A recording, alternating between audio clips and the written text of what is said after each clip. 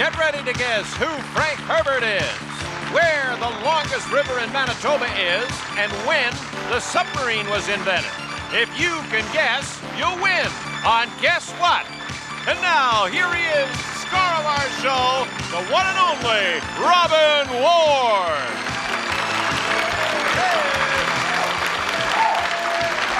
Oh, please. You silver-tongued devils, you. Just like to flatter a host, don't you? I know. Nice to see you all. Welcome to Guess What? We've got a great show today. We've got interesting and accomplished champions, and we have eager challengers. Nick is over there. The audience is just restless with excitement. I can see that. And to you at home, I hope you're in a good mood because we're going to have some fun today, aren't we, Nick? Indeed. Right now, our teams are standing by anxiously, so let's meet them right now. All right, Robin, our champions of family trying for their third game, meet the Gabors. Tom, welcome back. Thank you very much. That's correct, You yes. want to tell us again that you're... Well, I'm a member of a fraternity as well as a sales manager at a jewelry store. And as I was telling you a few games ago, that I just got my new puppy. Right. And he's an Alaskan Malamute. Oh, they're great dogs. Yep. What's his name? Uktuk. That's a traditional... Traditional Eskimo name, Right, yes. yeah. I used to have a Malamute years ago. Oh, really? Yeah. I lost custody of that particular dog, but I have visiting rights. Okay, good to see you, Mary. Welcome back. Thank you. I'm Mary. I'm an accountant. I like to play bridge. I like word games. Are you a Trivial peaceful Pursuit. bridge player? I mean, some people get very upset No, with no, bridge, no. don't they? I'm I mean, a very marriages nice. have been destroyed by bridge, I hear. Well, my marriage has been destroyed before, so. Okay, Rob, welcome to Guess What? Well, it's nice to be back. I'm a student at the University of Toronto, majoring in psychology, and enjoy skiing and things like that. And just hope we can keep going in our success. Well, I wish you the best. This is game 4, is it? Three. I lose track. Okay, good luck today. Right now, let's meet the challengers, Nick. All right, Robin, here's a family that are just waiting for the call from Hollywood to replace the Knight Rider. Meet the Barber. Hi, Brian. Welcome to Guess What? Good to see you. I'm a transit driver here in Yeah? Toronto. I'm getting married in a few months. Oh, so is I'm- your fiancée out in the audience? Yes, she is. Oh, yes. where is she seated? Yes. There's Oh, one she's right there. The person who's ducking behind the chair. That's right, now, I see. So I'm very busy with all those preparations. And I know you were the person that was mistaken by a group of little school kids right, yeah. as being Michael Knight on the Knight Rider. That's right, yeah. They're a group down the street from me. And one day they were walking by my house, and I had the same car as Michael Knight. I said, hey, look, there's the Knight Rider. You do right? look at it. There's a little resemblance. Oh, it's that rugged, handsome Yeah, look. that's fine, fine, And Brian. this is my father, Doug. Nice to meet you, Doug. Welcome to How Guess are you, What. Ron? Good to Thank see you, you. Ron. I'm semi-retired. I still do a bit of carpentry, and looking forward to Brian's wedding. Great. And this, of course, is my nephew, another Brian, two Brian. And I did read a funny story about you when you were a boy, I think it was. Yes. You went to the circus and you saw the person that dives off a tower into a little yeah, pail of yeah, water. Yeah. This fella we'd no Evel Knievels in those days, and we just had the carnivals, circuses, no TV. And this fella went under the name of Powsey, Professor Powsey, and he would go up in this tower, 72 feet high, and they'd wrap him in cotton batting, put gasoline on him and light him, and he dived into this thing. And you tried to do this? I thought I'd do this, so I went home and I did it in my brother's bed, diving in, but I went right through the bed, right onto the floor. Nipped your career in the bud, did it? Well, yeah, and then my brother, of course, I put brass rods across the bed and strung it up, but when he went to bed, then he was right in there. He was a sudden loss of elevation, and he was more or less tied in there. We had to free him, you know. You were a fun guy, Douglas. Good to have you on our show. Thank you. Brian, welcome to Guess What? It's good to Thank see you very much. Yes, I'm a recent University of Toronto graduate, Commerce Economics. Like Brian, I'm getting married this year. Is your fiancé out here too? Hiding behind his fiancée. Yeah. And right now I'm a claims adjuster for an insurance company. Great. Well, I wish you all the very best today. And if you're ready to play, then I think we should look at our game board and rock and roll right now.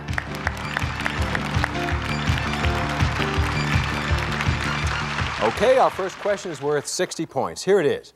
The Society for the Preservation and Encouragement of Barbershop Quartet Singing in America, or the SPEBSQUSA, was founded in 1938. The organization has 39,000 male members.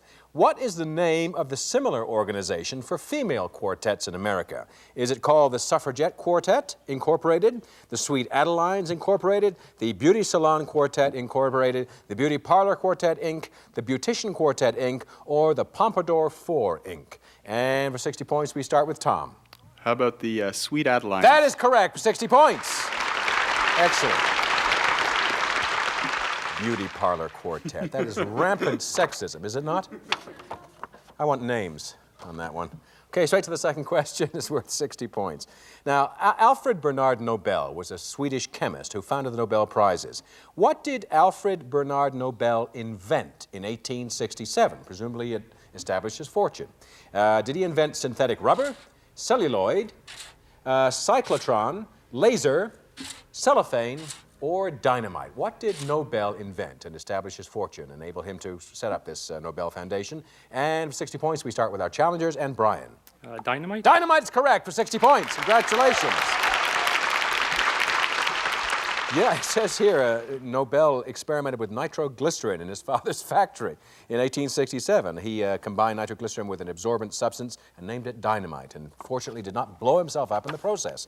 A fortunate man. Good answer on that. It's a tie game as we come to our first team effort of the game. That means little flaps up, and keep your answers confidential. And it's a visual question. We'd like you to take a look over here. Now, you're looking at a photo of Betty Hutton, taken in 1945. Although Betty was actually her first name, Hutton was not really her last. This is real obscure here. What was Betty Hutton's real last name? Was it A, Dolink, B, Lyndhurst, C, Omboni, or D, Thornburg? And you have 5 seconds.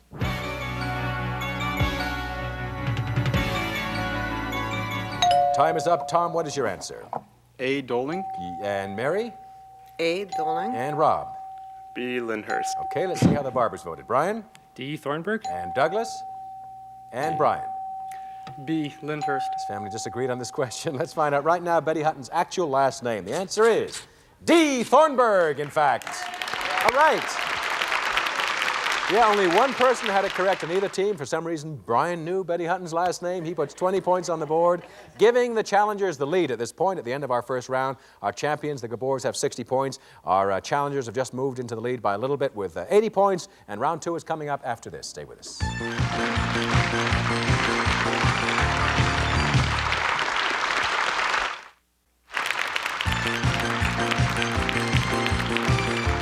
Any of our teams that win 7 games on our show win our grand prize. And Nick's going to tell you what that prize is. Nick?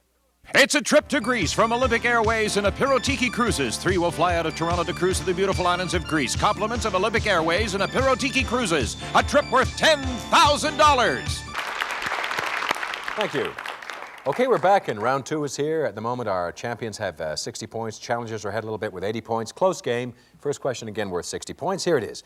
I don't know how many of you people play backgammon, but it's a game that originated in ancient times. It was the forerunner of many later games, including Parcheesi.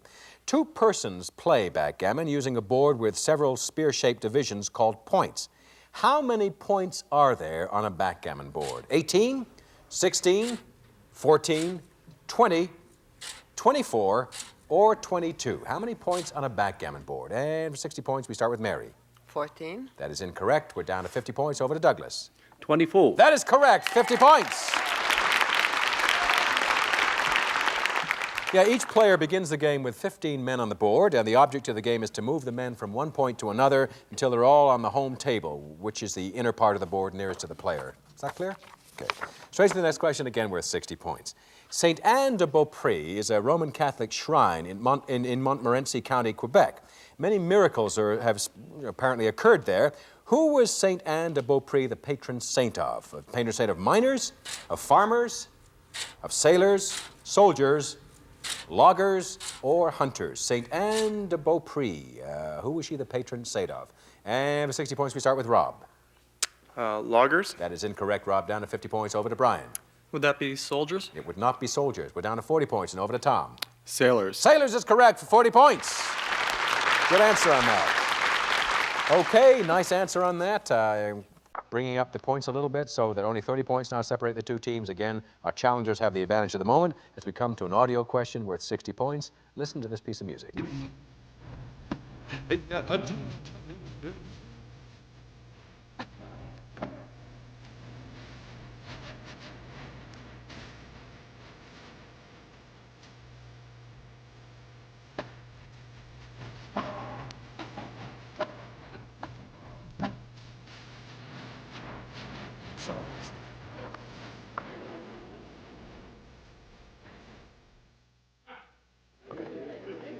Just can't stop him when he gets rolling there. You just heard If I Was a Rich Man performed by the late, great Zero Mostel. From what Broadway musical was that song from? Was it from Sweeney Todd, A Chorus Line, 42nd Street, Fiddler on the Roof, Showboat, or The King and I? And for 60 points, we start with Brian.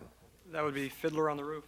I asked the wrong Brian. It's the first Brian here. But we'll take your answer. That is correct for 60 points.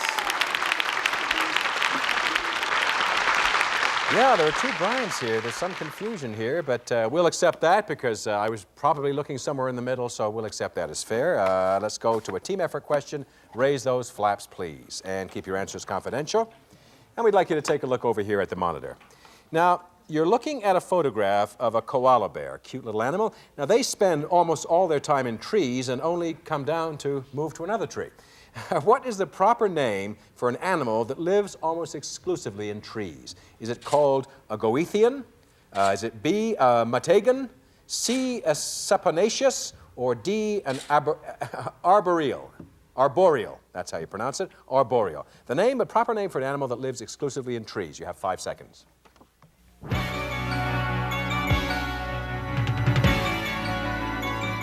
Time is up. Tom, what is your answer? D, arboreal. You think arboreal, and Mary? C. And Rob? D, arboreal. Okay, if you and Tom are correct, it's 50 points, and let's see how the Barbers voted. Brian, number 1. D, arboreal. And Douglas.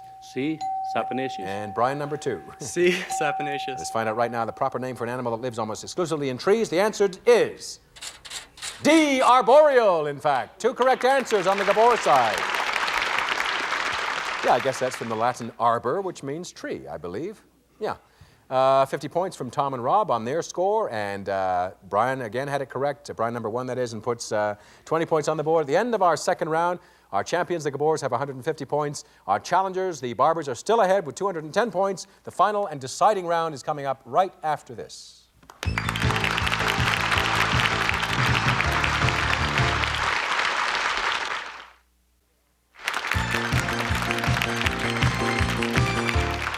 Thank you very much. If you at home would like to join us on our game as a contestant or as a member of our wonderful studio audience, just drop us a line and it just might happen. Here's Nick with our address. All right, Robin, if you plan to be in Toronto and would like to be a part of Guess What in the audience or as a player, please write Guess What, Box 9, Station O, Toronto, Ontario, M4A2M9. And we do give away some interesting door prizes to some members of our studio audience. Here's Nick to tell you what some of those prizes are. Some members of our studio audience may receive prizes furnished from Added Touch Cake Mix. There's lots of moist, delicious flavors to choose from, but only one kind of quality. The best Added Touch, your best value.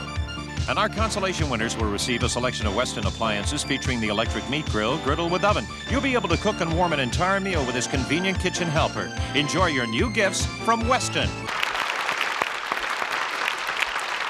Okay, we're back, and the final round is here. It's a pretty close game, although at the moment, as has been true for most of the game, our challengers are in the lead. I'm not trying to rub it in, just bringing it up, but it's a very close game. Only 60 points separate the two teams, which is only one question. Here's the first question this round, again, worth 60 points. John Philip Holland was an Irish-American inventor. In 1898, John Holland built the first practical submarine, which he called, modestly, the Holland. In 1900, the U.S. Navy bought the Holland and asked John Philip Holland to build several more. What is John Philip Holland's company called today? Is it called General Electric, General Motors, the Boeing Company, the Sikorsky Company, the Cunard Company, or General Dynamics? And for 60 points, we start with Mary. General Dynamics. That is correct for 60 points. Excellent answer. With that, in one fell swoop, you have tied the game. 210 points apiece. Let's try the next question, again worth 60 points. Here it is. Cassiterite is a type of mineral ore. Which one of the following metals is cassiterite the only important source of? Iron, aluminum, nickel, copper, tin, or silver? Of 60 points, we start with Douglas. Nickel. That is incorrect, Douglas. Down to 50 points and over to Rob. Copper. That is also incorrect. We're down to 40 points. Over to Brian, number 2. Aluminum. That is incorrect. Nice pronunciation. Down to 30 points. And over to Tom. Tin? Tin is correct for 30 points. Yeah, cassiterite is sometimes called tinstone. It's obviously a fairly obscure mineral as far as this group is concerned. So let's go to the next question, worth 60 points once again. What is the name of the longest river in Manitoba? Is it the Pigeon River, the Fisher River, the Warpath River, the Pine River, the Nelson, or the William River? The longest river in Manitoba. 60 points. We start with Brian, number 1. Nelson? That is correct for 60 points. Good stuff. Very good answer on that. Okay, very close game as we come to our last question. It's a team effort. Raise those flaps. Our champions, the Gabors, are here with 240 points, and our challengers, the Barbers, have 270 points, a 30-point difference between the two teams. This will obviously decide the game. Here is the question, the final one. And the point value is triple, so you could add 300 points to your score with this one. According to the book of Genesis, Adam and Eve were the parents of the human race. Which one of the following names was not the name of one of their 3 children? A, Abel, B, Cain, C, Seth, or D, Isaiah? Which of these was not one of the 3 children of Adam and Eve? You have 5 seconds.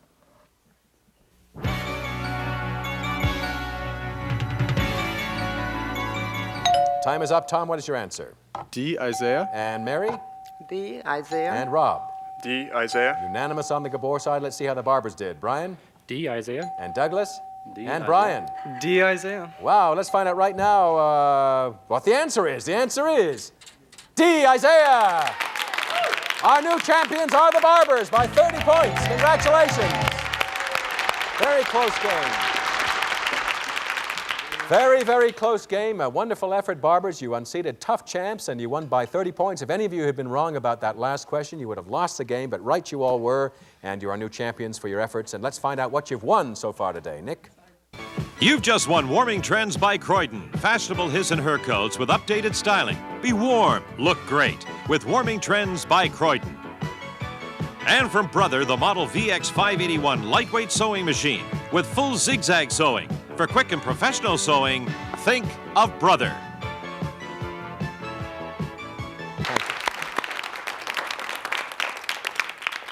And the fiancés and family of our new champions, the Barbers, are proudly applauding out there. And it's great. And to our departing champions, the Gabors, you played brilliantly. It was a very, very narrow margin by which you lost today. And of course, you've won a lot of nice prizes and cash. And it's been a great pleasure having you on Guess What. We hope you had a very good time with us here. Nice having you with us. And yeah, we can hear it for them. And to our new champions, we're going to be playing for cash and a bonus prize right after these words. Stay with us.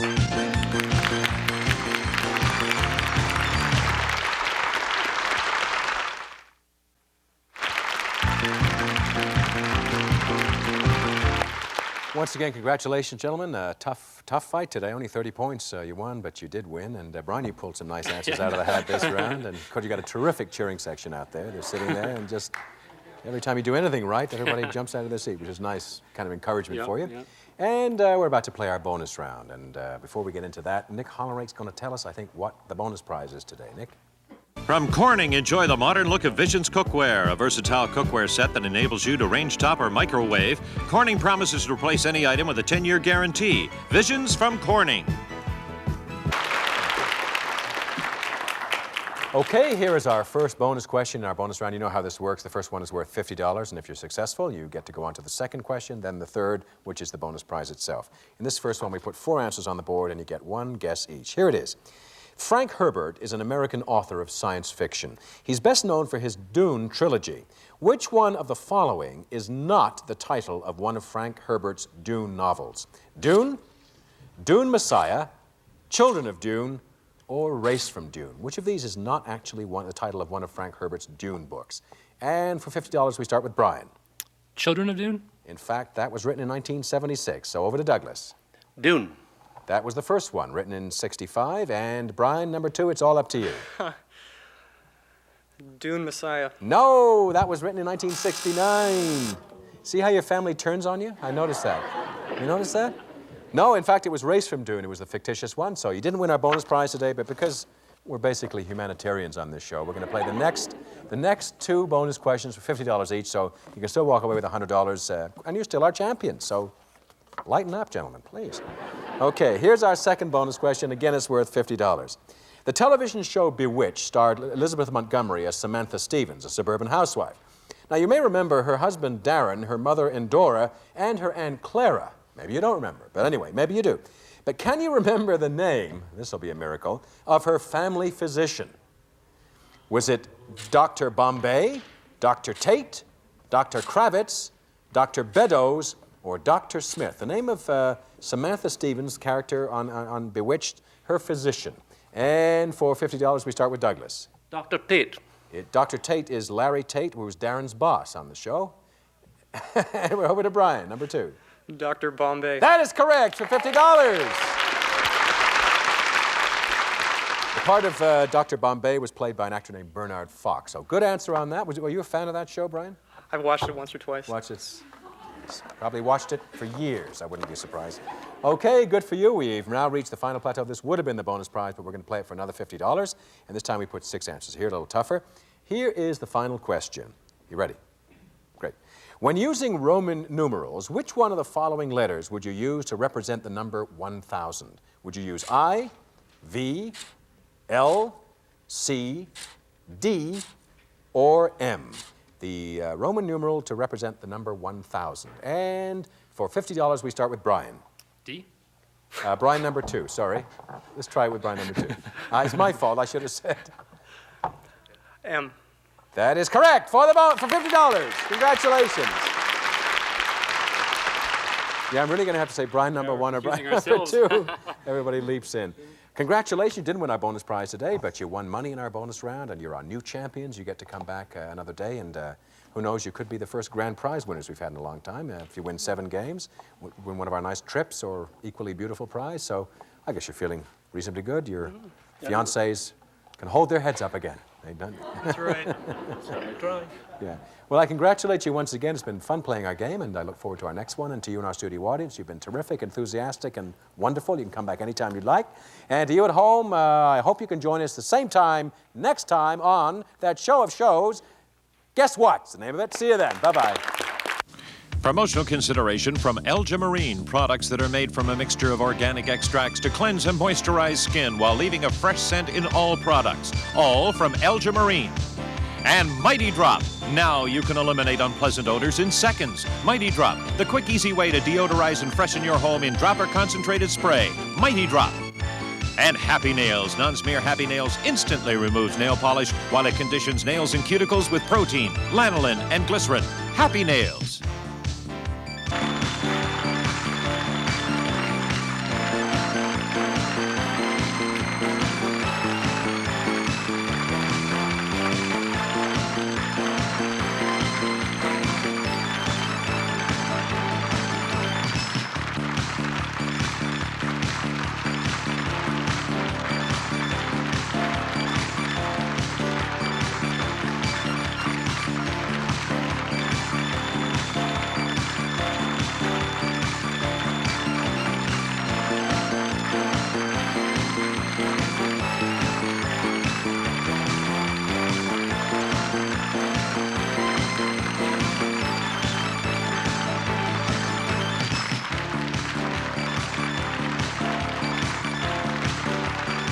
This is Nick Hollenrake speaking for Guess What? A Glen Warren production.